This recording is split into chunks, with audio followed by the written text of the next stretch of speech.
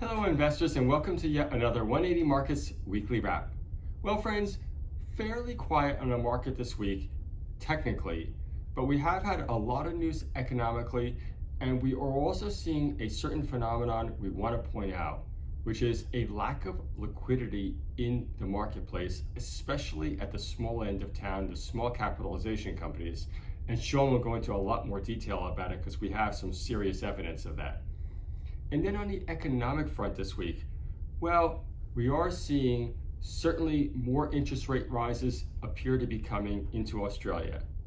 And at the same time, it comes at a juncture when clearly retail sales are slowing.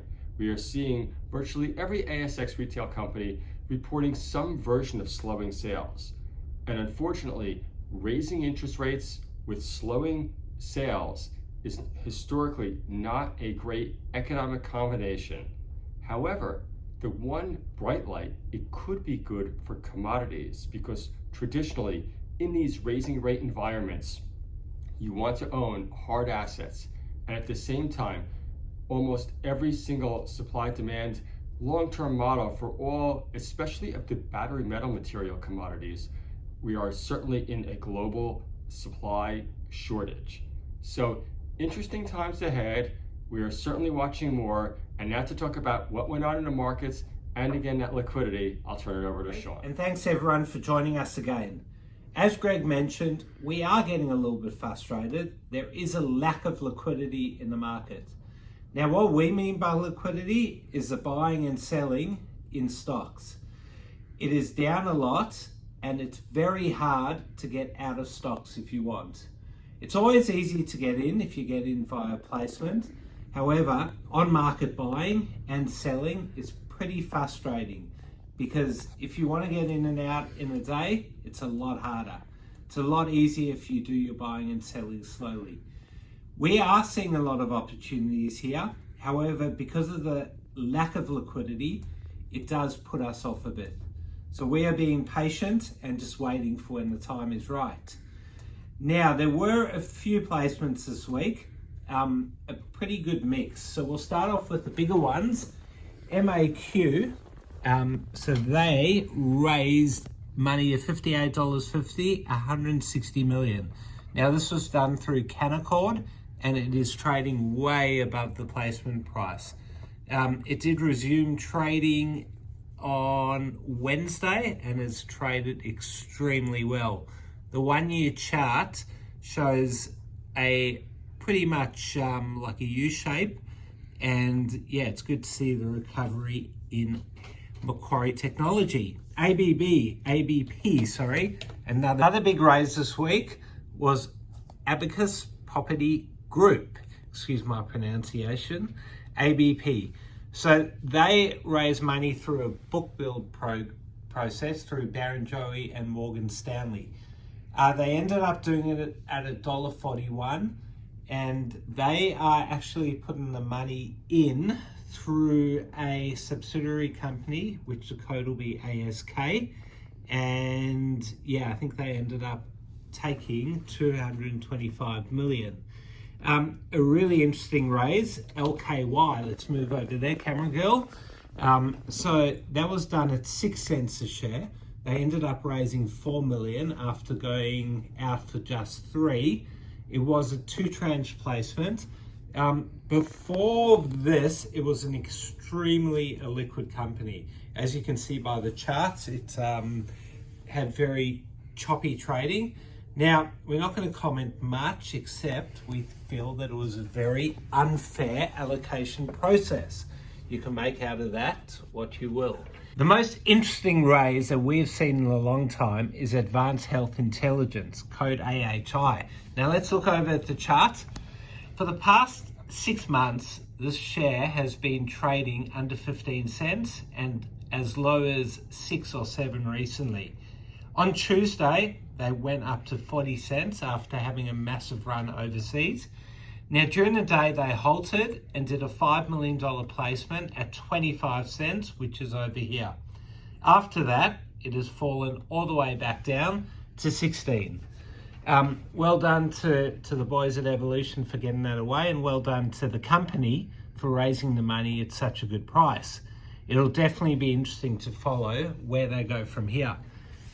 Another raise this week that we took part in was JXT, and we'll look over here. So they currently suspended. They went out to raise $2.5 million at 4 cents a share, and that was done through Red Leaf. Also in a trading hold for capital raise is Bellarox, BRX. So they are raising $2.5 million through PAC at 33 cents a share, and they will resume trading on Monday. Other noticeable raises this week were BGD, don't look at me, and G88. Now, G88 are in a trading hold for capital raise, but that'll lead us into the ups for the week. Look at that chart. They have been trading under 2 cents recently, and just on Tuesday, they hit a high of 6.5 cents. Now, they announced some sensational nickel results, 28 meters at 2.34%, and that included an intercept at 4.14%, and that is a lot of nickel. Another big mover is AHN. So if anyone knows what's happening there, please let us know, because we can't work it all out. There is a takeover off at 0.6 of the share, yet it's trading at 0.8. Now, as well as that, directors were buying shares before the takeover offer, which I don't know. Like, if that's allowed, that's great. If it's not allowed, the company shouldn't be trading. But we think we might be missing something there. It is a bit complicated, and we're not accusing anyone of anything. Other movers this week, GRE, that has been a massive mover. So this is a 5-day chart. They were trading at 10 cents recently. They actually did a raise at 14. They are trading at 46.5. That's up another 40% today. Now, I think it was Tuesday, they announced high-grade lithium at their Ruthwell project, and they had pegmatites of up to 1.65% lithium. Now, what's more, that's in the Pilbara region, which is a really exciting area for not only lithium, but gold as well. TNT, now they received a takeover offer. So that was at 13 cents a share, and that was through Tails Australia, and they will be taking them over. Another mover is ARV, and that's moved on the back of GRE. They are up because they own 14% of GRE. So I'm not sure what happened early in the week, but yeah, clearly that's moved with GRE. Finally, JRV, they are up 29%. They announced this morning that they received funding by the US Department of Defense, and that is just a great way to defend a falling share price, to get funding. It has had a terrible year. I think we have mentioned it before, trading as high as 60 cents. The market knew that they are in need of capital. I do think they will need quite a bit more, but this is just the start. All right, everyone, that's the wrap. Have a great weekend. There's a bit of sun outside in Melbourne, which is a bit rare, but we'll see you all next week. Thanks for watching another 180 Markets Weekly Wrap.